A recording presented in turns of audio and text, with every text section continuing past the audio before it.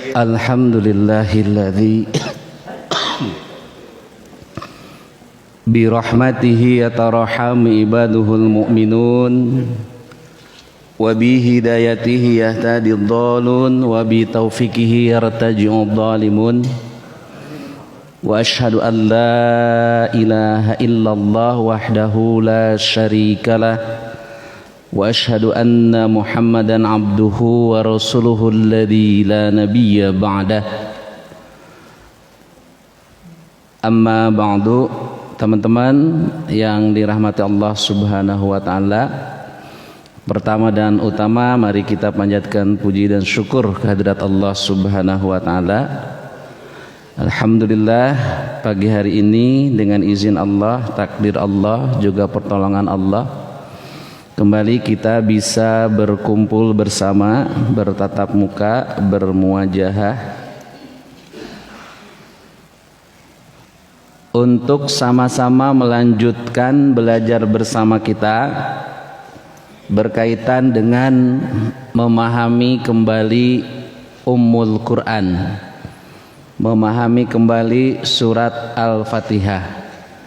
Dan insyaallah pagi hari ini kita akan masuk ke ayat 4 surat Al-Fatihah. Bunyi ayatnya, a'udzubillahi minasyaitonirrajim, maliki yaumiddin. Ya, maliki yaumiddin yang biasa kita terjemahkan yang menguasai hari pembalasan.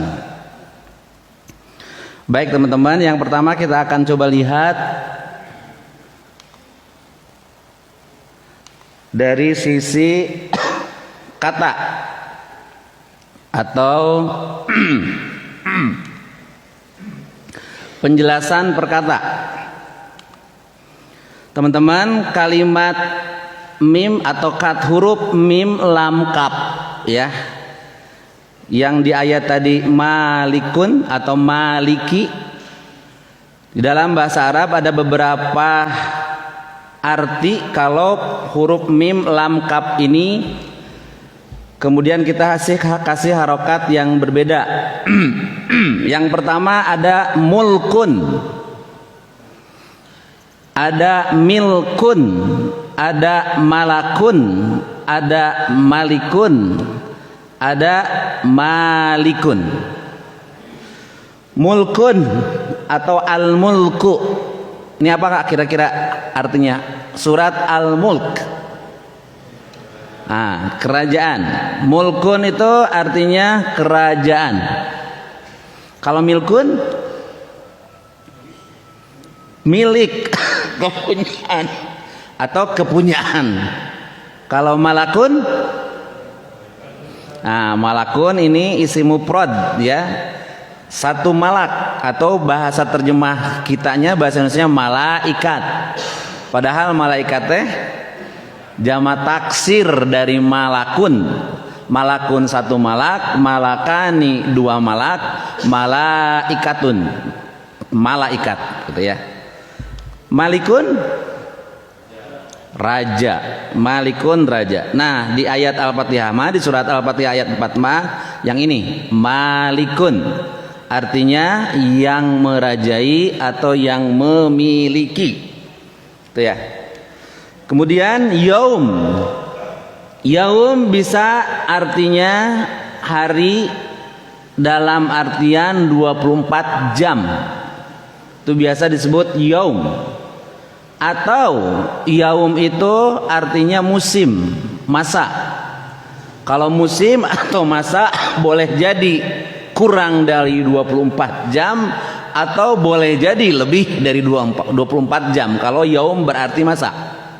Banyak di Quran ya menjelaskan tentang yaum yang berarti masa. Contoh umpamanya yauma la yanfa'u malun wala banun illa man atallaha biqalbin salim. Yaum itu. Tapi pengertian yaum di sana bukan yaum 24 jam, tapi masa ketika tidak lagi yauma la yanfa'u, tidak lagi berfaedah, tidak lagi bermanfaat, malun harta, wala dan tidak juga banun anak-anak, illa kecuali man atallaha, siapa yang datang kepada Allah biqalbin salim, dengan hati yang selamat. Nah, yaum di sana mah bukan yaum 24 jam, atau banyak lagi ayat-ayat yang lain, yauma takunu sama'u kal muhul wa takunul jibalul ka'il, dan seterusnya dan seterusnya. Maka itu yaum berarti masa atau musim. Sementara ad-din ini adalah dalam bahasa Arab disebut kalimat mustarokat. Kalimat mustarokat itu kalimat satu kata atau satu kalimat yang memiliki beberapa arti. Ad-din yang pertama yang populer seringkali kita terjemahkan agama. Seperti dalam Al-Quran ada ayat a'udzubillahi minasyaitonirrajim, inna dina indallahil Islam. Inna sesungguhnya ad-din. Nah, ad-din di sini artinya agama. Ya. Indallahi di sisi Allah, maksudnya yang diterima oleh Allah adalah al-Islam. Sesungguhnya agama yang diterima di sisi Allah adalah Islam. Quran surat Ali Imran ayat 19. Nah, din yang pertama artinya agama. Sementara din yang kedua bisa bermakna pembalasan. Seperti ada ungkapan kama tadinu tudanu. Kama tadinu tudanu. Kama sebagaimana tadinu kamu membalas, tudanu demikian pula kamu akan dibalas. Nah, tadinu atau dinu di sini berarti pembalasan. Ya. Nah, Malik Yaumiddin, yang merajai hari agama. Tidak enak. Yang merajai hari agama. Wah, enggak. Tapi din di sini adalah makna yang kedua, yang merajai, yang memiliki hari pembalasan. Ya, inilah makna perkata. Malikun isim fa'il tadi, kemudian yaum pengertiannya bisa 24 jam atau masa atau musim. Sementara ad-din bisa berarti agama, bisa berarti pembalasan. Di dalam ayat 4 surat Al-Fatihah ini, ad-din yang dimaksud adalah pembalasan. Kelihatan nggak teman-teman? Nggak ya? Kurang besar. Baik. Di dalam ilmu tafsir teman-teman ada yang disebut kaitan atau tanasub. Ada dua, ada tanasub as-suwar, kaitan surat antara satu surat dengan surat yang lainnya. Ada tanasub al-ayah, kaitan satu ayat dengan ayat yang lainnya. Kenapa surat pertama Al-Fatihah, kemudian kedua Al-Baqarah?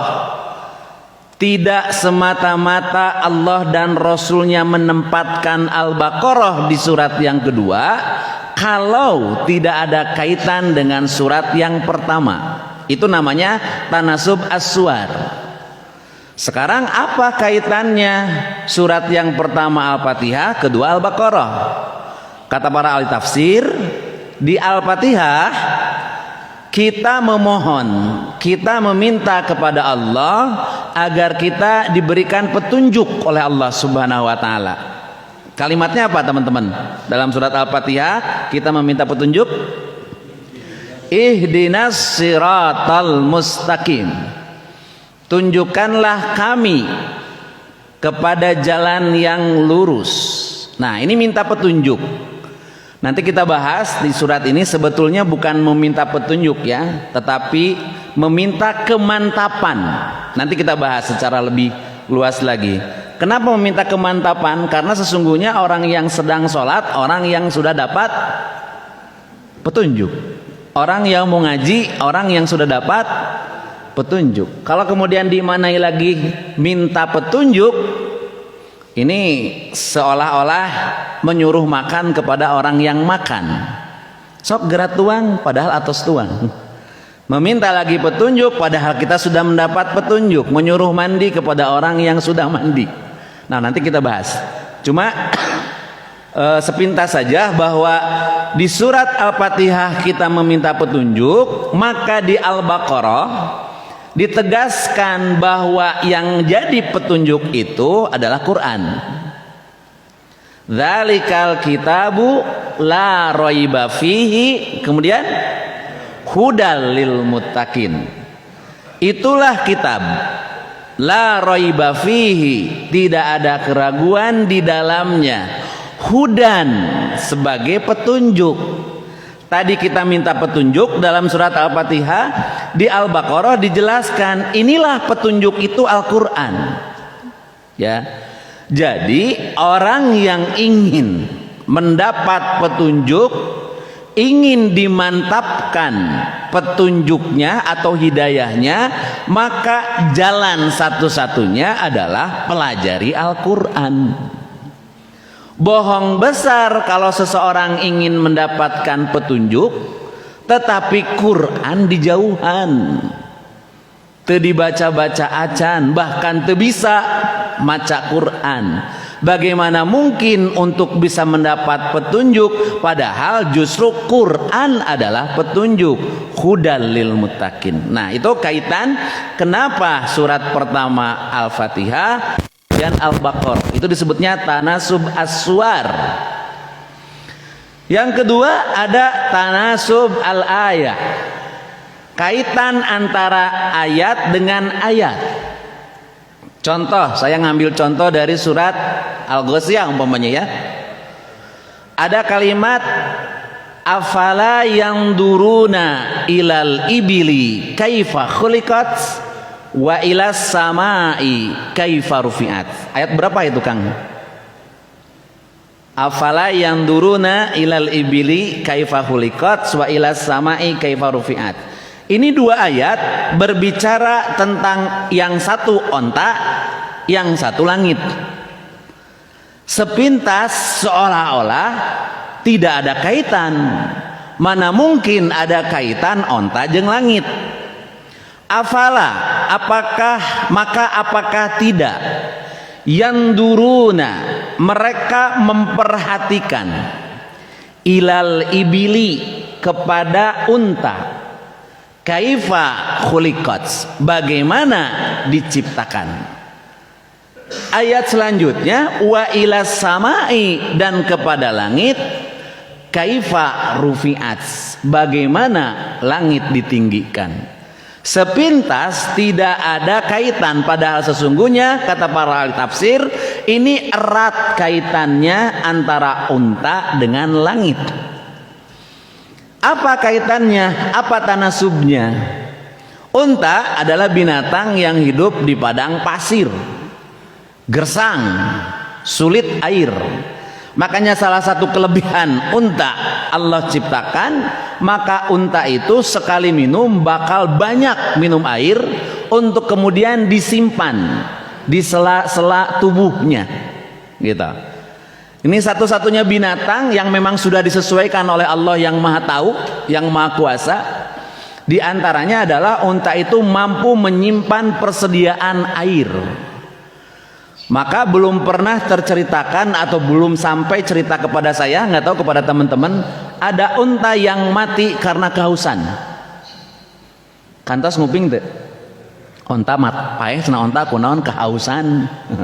Rasa-rasanya belum ada berita seperti itu, atau saya memang tidak tahu gitu ya, teman-teman lebih tahu.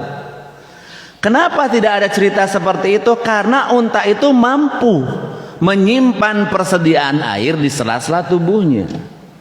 Ya, bahkan unta itu bisa dalam 1 minggu tidak minum. Ya, ini hebatnya Allah yang Maha tahu kebutuhan makhluknya. Bagaimana mata unta diciptakan dengan 2 bulu dan lain sebagainya. Wah, ini luar biasa kalau dikaji gitu ya. Tapi yang jelas dari bab air aja. Nah, ketika persediaan air itu semakin menipis, maka kata para ahli tafsir seringkali onta menengadahkan tenaon gitu tah. Tangga, nah, Mumtaz. Tangga, onta itu seringkali tangga melihat ke langit yang tinggi, meminta agar Allah segera menurunkan air. Jadi sepintas afala yang duruna ilal ibili kaifa khuliqat wa ila samai kaifa rufi'at, tidak ada hubungan, padahal sesungguhnya erat hubungannya. Karena sekali lagi tidak semata-mata Allah menempatkan satu ayat dengan ayat yang lainnya, kecuali pada ayat-ayat itu ada kaitannya. Itulah tanasub as-suwar, tanasub al-ayah. Bagaimana kaitannya dengan tanasub surat Al-Fatihah ayat ketiga dan ayat keempat? Di ayat ketiga kemarin kita sudah bahas Ar-Rahman Ar-Rahim. Pengulangan dari ayat yang pertama, yang intinya Ar-Rahman Ar-Rahim ini bahwa Allah itu mencurahkan segenap kasih sayangnya kepada seluruh makhluknya. Tidak hanya manusia, binatang pun Allah berikan, tumbuh-tumbuhan pun Allah berikan. Manusia tidak hanya manusia yang beriman, tidak hanya manusia yang bertakwa, manusia yang kafir pun sekalipun tidak luput dari rahmat Allah. Nah, karena Allah itu Ar-Rahman Ar-Rahim, khawatir ada anggapan da Allah ma Ar-Rahman Ar-Rahim, rek nurut ka Allah, rek tenurut ka Allah, geda Allah mah maha pengasih maha penyayang. Ya, takut atau khawatir ada orang yang kemudian karena Allah itu Ar-Rahman Ar-Rahim, maka dia tidak segan-segan melakukan pelanggaran-pelanggaran terhadap apa-apa aturan yang telah ditetapkan oleh Allah. Perintah tidak dikerjakan. Kenapa tidak melakukan perintah Allah? Da Allah ma Ar-Rahman Ar-Rahim. Kenapa larangan Allah senantiasa berani kalian kerjakan? Da Allah ma Ar-Rahman Ar-Rahim. Begitu. Takut ada anggapan, ada kekhawatiran manusia beranggapan seperti itu, maka ayat keempat ini menegaskan betapapun Allah itu Ar-Rahman Ar-Rahim, tapi ingat, Allah itu merajai hari pembalasan yang Allah itu akan sangat-sangat adil, memberikan reward kepada orang-orang yang melakukan ketundukan, ketaatan kepada Allah, dan akan memberikan punishment, akan memberikan sanksi, akan memberikan siksa kepada manusia-manusia yang melakukan pelanggaran-pelanggaran terhadap aturan-aturan Allah. Jadi betapapun Allah itu Ar-Rahman Ar-Rahim, manusia harus ingat Allah tetap raja, merajai hari pembalasan yang akan dengan sangat-sangat teliti, ya, memeriksa amalan-amalan manusia. Beramal baik dapat pahala, beramalnya tidak baik, melakukan pelanggaran-pelanggaran dapat siksa. Maka Syekh Rashid Muhammad Ridho menegaskan, ya, di dalam tafsir Al-Manar, penyebutan Ar-Rahman Ar-Rahim sebagai targhib. Apa targhib? Dari raggoba yuraggibu, targhiban. Arti raggoba artinya ngeri, menakutkan. Targhib, maaf, arti raggoba yuraggibu targhiban. Targhib itu rangsangan. Ragoba yuragibu targiban. Jadi penyebutan Ar-Rahman Ar-Rahim sebagai targhib, sebagai rangsangan. Untuk apa? Untuk mengharapkan kasih sayang Allah Subhanahu wa taala. Jadi ada motivasi. Karena Allah itu Ar-Rahman Ar-Rahim, maka semua manusia berhak, berkesempatan untuk mendapatkan kasih sayang Allah. Maka ada rangsangan, targhib. Sementara penyebutan maliki yaumiddin ini sebagai tarhib. Rohaba yurahibu tarhiban. Nah ini yang maksud ngeri, ya. Rohaba yurahibu, mengerikan, menakutkan. Tarhib, ancaman, ya. Jadi betapapun Allah itu Ar-Rahman Ar-Rahim, tapi tetap Allah Maliki Yaumiddin. Ada tarhib di sini, ya. Peringatan atau ancaman bahwa sekalipun Allah Maha Pengasih Maha Penyayang, tetap akan menegakkan keadilan, yaitu memberikan pahala kepada yang beramal sholih dan menjatuhkan sanksi atau siksa kepada yang melanggar hukum. Ini tarhib. Sebentar lagi Ramadan, ya. Ada apa biasanya? Tarhib Ramadan. Nah, kan ancaman tarhib deh. Cing, kinten-kinten apa teman-teman? Inilah bahasa Arab. Salah menyebutkan akan salah artinya. Salah menyebutkan huruf akan salah artinya. Kalau tarhib itu pakai ha ageng. Ini tarhib ancaman. Dari rohaba yurrohibu. Kalau tarhib Ramadan itu pakai hak kecil, Pak. Bu, pakai hak kecil. Tarhib. Rahaba yurahibu. Beda. Rahaba yurahibu. Nah, kalau rohaba yurahibu, tarhib Ramadan, tarhib itu adalah menyambut dengan penuh sukacita. Menyambut dengan penuh sukacita, itu rohaba yurahibu. Jadi nunamina tarhib Ramadan, menyambut datangnya bulan Ramadan dan penuh sukacita, penuh harapan gitu. Ongko tarhib Ramadan tapi geus kabayang saredihna gitu. Nah, wah bakal kurang sare, bakal pengeluaran nambahan, cek bapak-bapak teh. Nah, bet nambahan kudu aya kolak. Nah, itu tidak tarhib sebetulnya. Jadi tarhib mah harus menyambut dengan penuh sukacita. Nah, ini mah tarhib, ya. Jadi kaitan tanasub as-suwar ayat 3 dan ayat 4. Ayat 3 ini ada targhib, ada rangsangan untuk mendapatkan kasih sayang Allah. Ayat 4-nya ada tarhib, ada ancaman. Betapapun Allah Maha Kasih Sayang, tetap Allah akan menegakkan hukum dengan seadil-adilnya. Jadi jangan sampai ada anggapan rek nurut rek tenurut, da Allah Maha Kasih Sayang. Iya, yang nurut mendapatkan pahala, yang tidak nurut mendapatkan sanksi. Kenapa? Karena Allah Maliki Yaumiddin.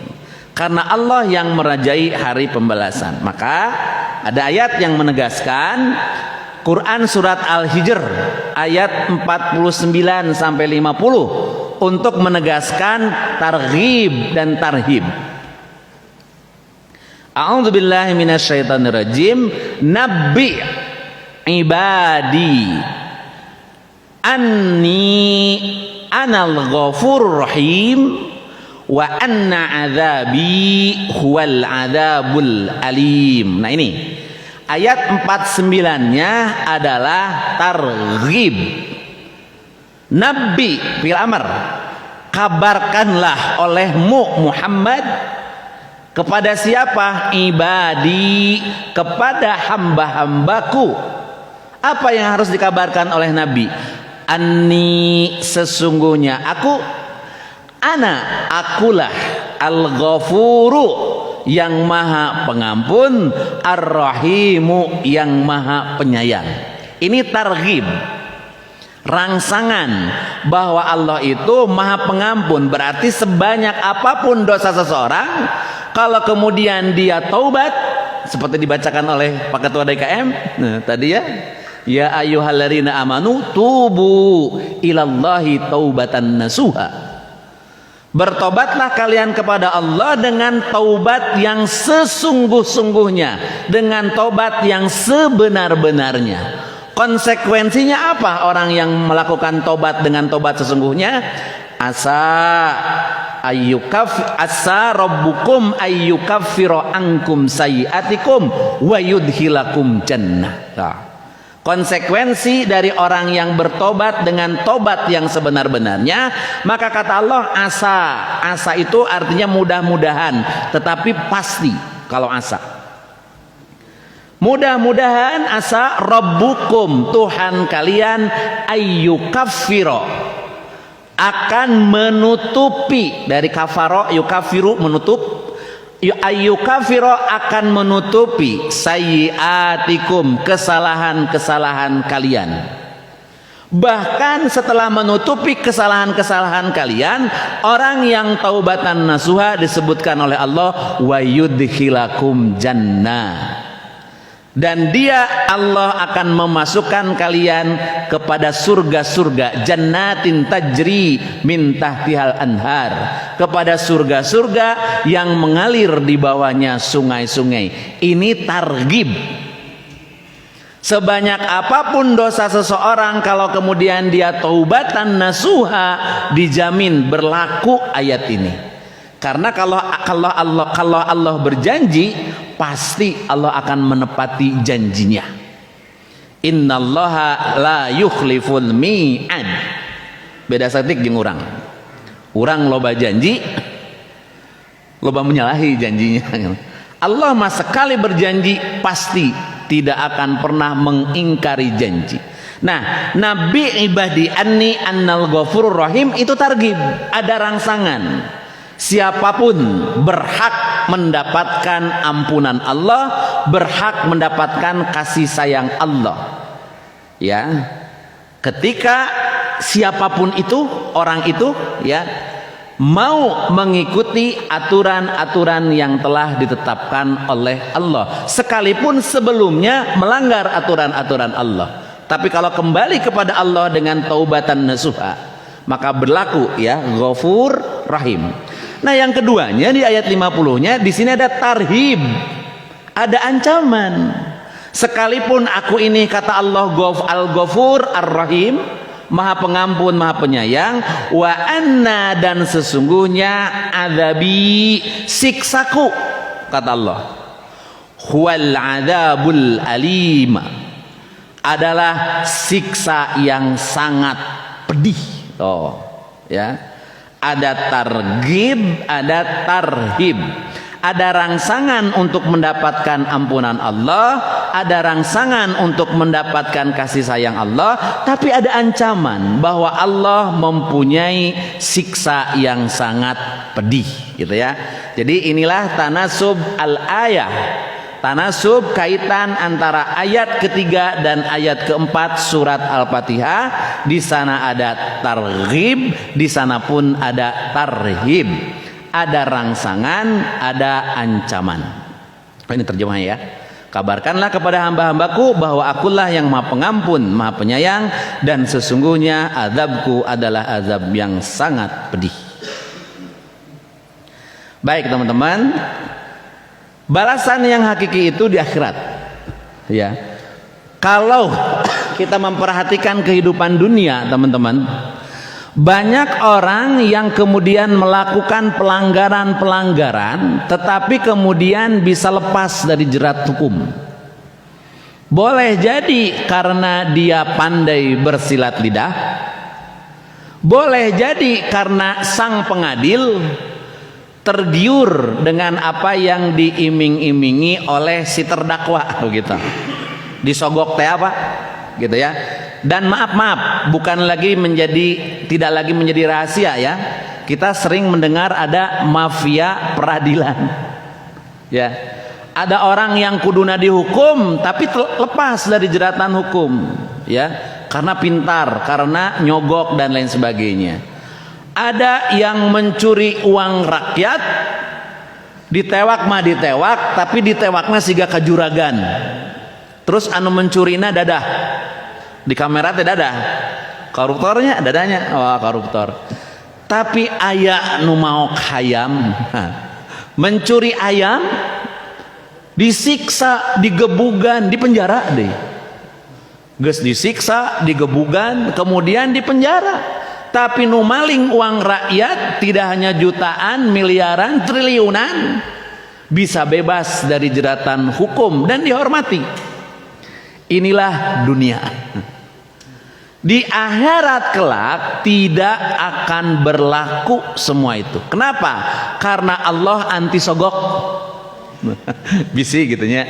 Karena kan nanti ayat yang menerangkan orang itu ingin menebus dirinya, menebus kesalahannya dengan kekayaan seluas langit dan bumi. Tidak bisa.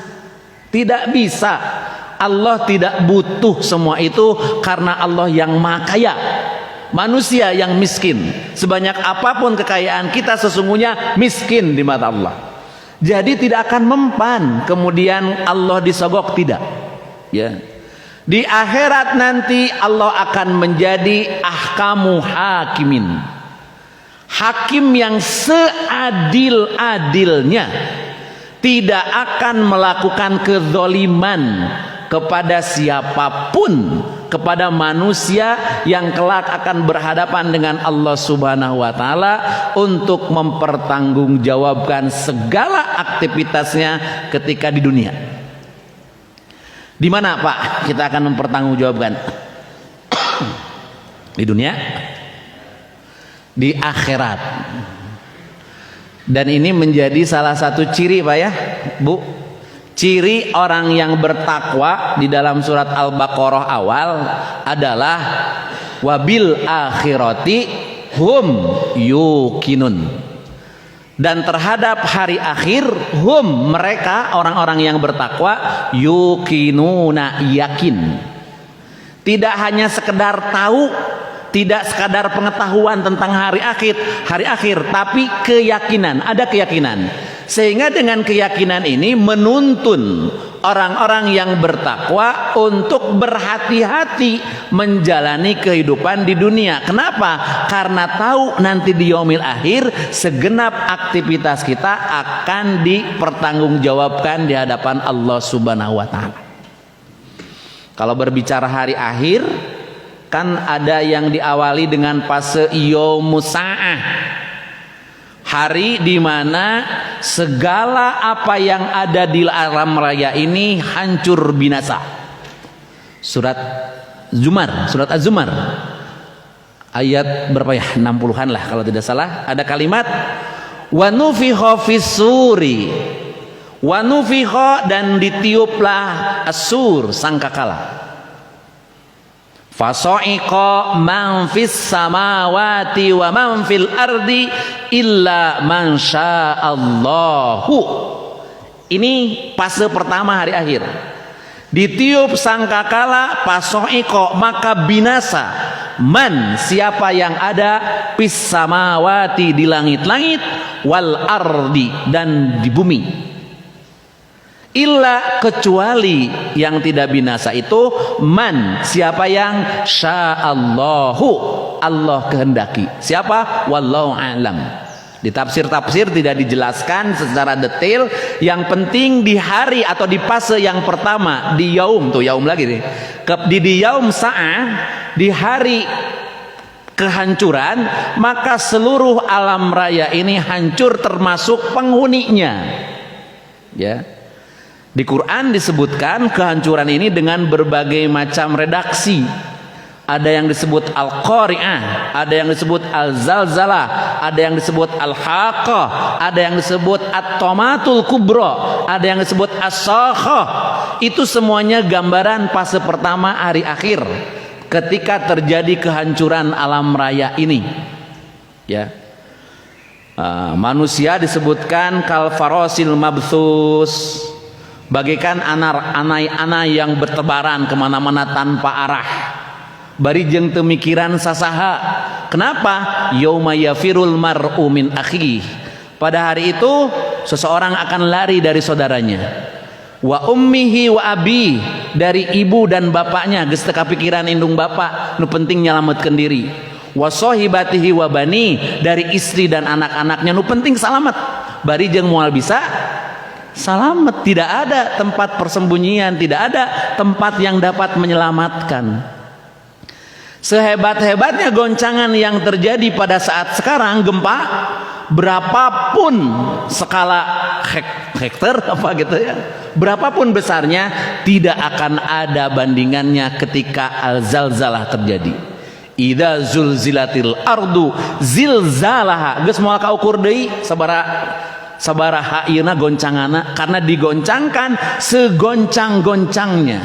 Manusia kaget semua, ibu-ibu yang sedang ngandung perejelkeun kandunganna, gugurkan kandungannya. Surat Al-Hajj ayat awal ya. Ibu-ibu yang sedang menyusui lalai dari bayi yang disusuinya, dan manusia pada saat itu sukaro, mabok, kaditu kadieu lumpat salah, kadieu salah. Wahum bisuka, padahal mereka tidak sedang mabok. Itu saking hebatnya goncangan yaumus sa'ah. Diiringi dengan suara yang sangat memekakan, as-sokhah, dan kehancuran yang sangat besar, at-tomatul kubro, gitu ya. Itu kengerian yang luar biasa yang digambarkan Al-Quran, yang sesungguhnya pada kenyataannya tidak akan pernah tergambarkan kedahsyatan dan kengeriannya. Pertanyaannya, kita hadir nggak pada saat itu?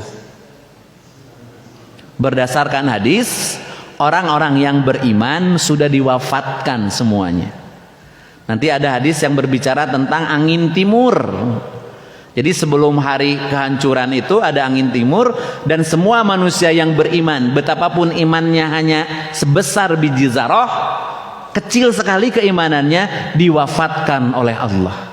Maka tinggallah orang-orang yang doraka, yang kafir, yang mujrim, yang akan mengalami as-sa'ah. Itu fase pertama ketika ditiup sangkakala yang pertama. Kemudian di ayat itu disebutkan summa nufihu fihi akharu. Summa kemudian nufihu ditutup deui, ditiup deui. Fihi akhara. Tiupan yang kedua berarti. Maka pada tiupan yang kedua ini faidahum qiyamun yandurun, maka tiba-tiba mereka manusia qiyamun berdiri, yang turun menunggu, mereka menunggu keputusan Allah. Inilah yang dimaksud yaumul ba'si, hari akhir yang dimaksud fase kedua, yaumul ba'si, hari dibangkitkan semua manusia, dari manusia yang pertama sampai dengan manusia yang terakhir kelak, dibangkitkan oleh Allah Subhanahu wa taala. Di mana? Alal ardi baidoa, ayat selanjutnya. Di bumi yang sangat putih. Karena apa? Karena disinari oleh sinar Allah Subhanahu wa taala. Inilah yang disebut mahsyar. Tempat kumpul, tina hasyaro, mahsyar isi makan. Tempat kumpul siapa? Seluruh manusia berkumpul di sana. Untuk apa? Untuk menanti keputusan dari Allah Subhanahu wa taala. Dan sangat ngeri ya mahsyar ini kalau kita lihat hadis-hadis.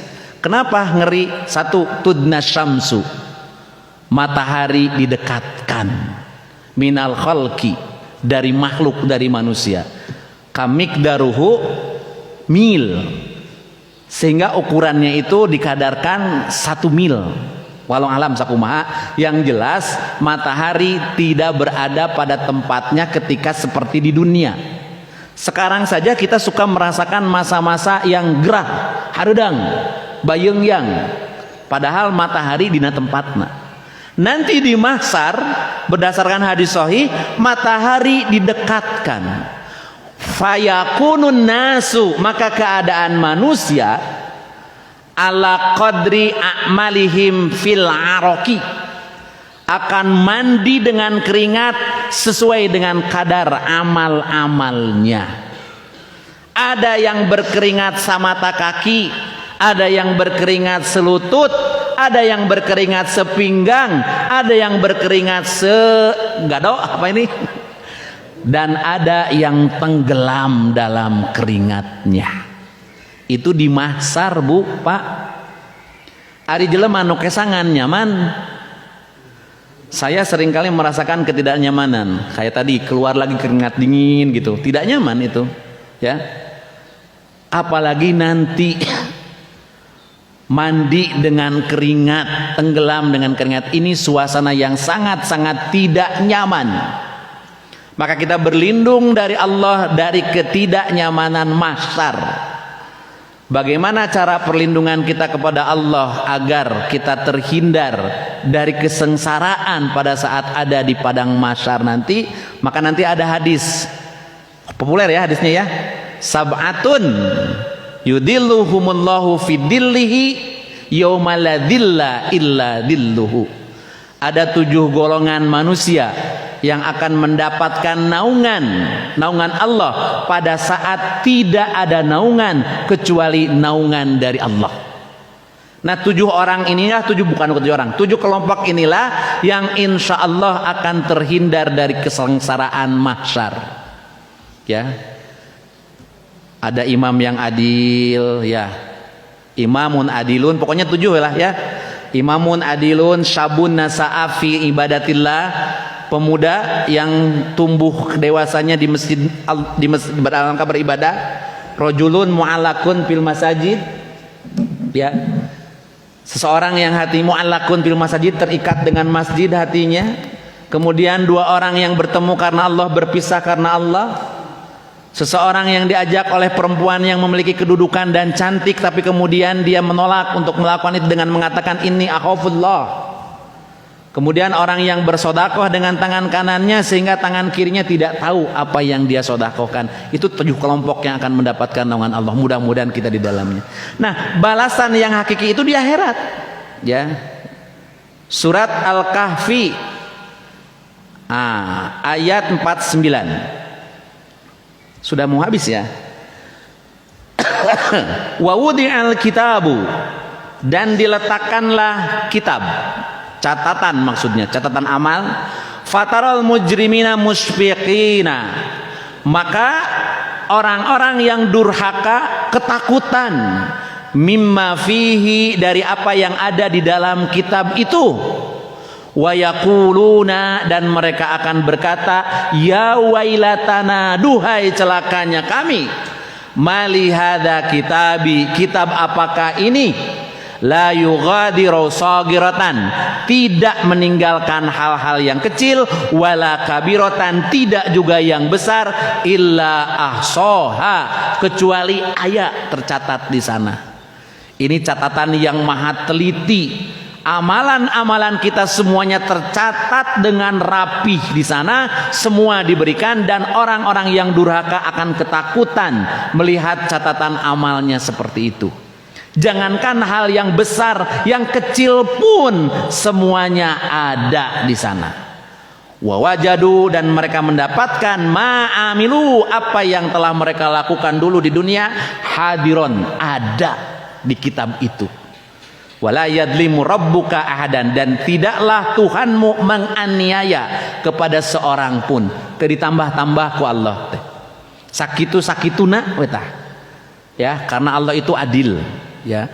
Maka pada saat itu sudah tidak ada lagi kita bisa mengelak dari apa yang tercatat. Ante cenah teu rumaos moal. Semuanya tercatat dengan rapi. Dan yang kedua yang harus kita perhatikan di sini adalah Quran surat Yasin ayat 65. Semuanya sudah pada hafal. Kalau Yasin mah biasanya hafal. Apa?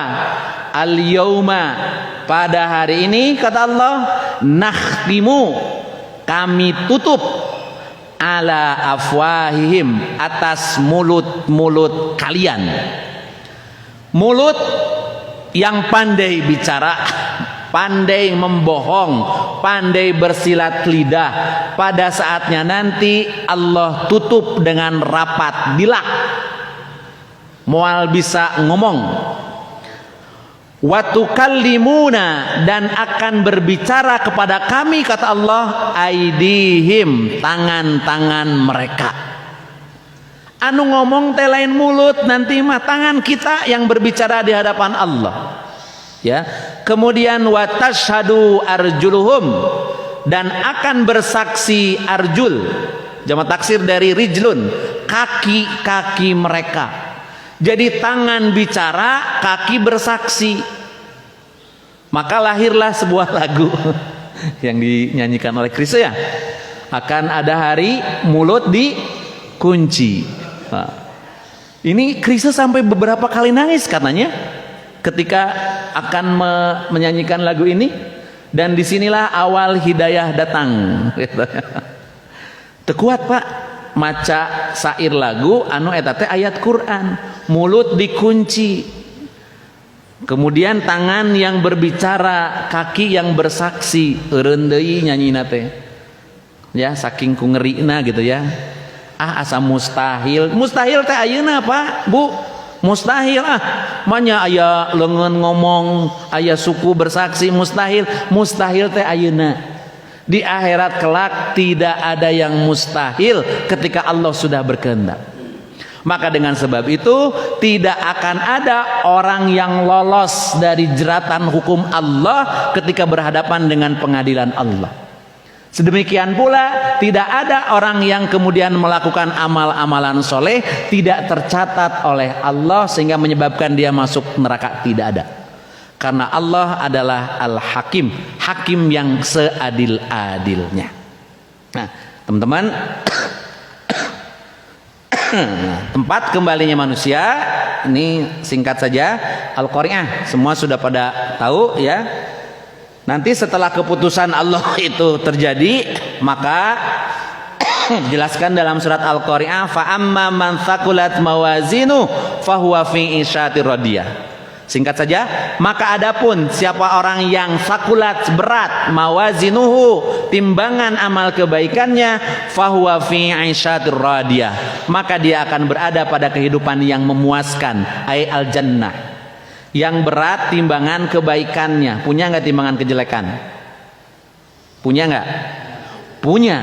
Tetapi berat timbangan kebaikannya lebih dibanding timbangan kejelekannya. Sebaliknya, wa amman khaffat, adapun orang yang ringan. Ringan apa? Timbangan kebaikannya.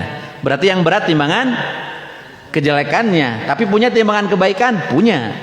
Cuma ringan. Fa ummuhu hawiyah, maka tempat kembalinya adalah hawiyah. Wa ma adraka ma hiya, tahukah kamu apa itu hawiyah? Narun hamiyah, yaitu api yang sangat panas. Inilah akhir dari perjalanan manusia. Ada yang masuk ke dalam surga, ada yang masuk ke dalam neraka. Betapapun nanti ada ashabul a'raf ya, itu lain lagi. Saya bacakan kesimpulan.